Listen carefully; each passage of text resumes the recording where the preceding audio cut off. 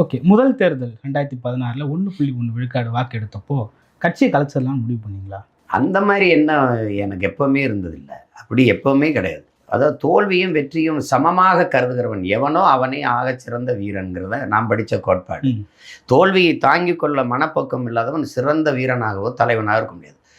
வேர்வையே சிந்தாமல் விளையாட முடியாது. நீங்கள் வெற்றி பதக்கத்தை தொட முடியாது. காயமே படாமல் போர்க்களத்தில் வெல்ல முடியாது. தோல்வியே சந்திக்காமல் நீங்கள் வெற்றியை தொட முடியாது. வெற்றியின் அருமை உங்களுக்கு தெரியவே வராது.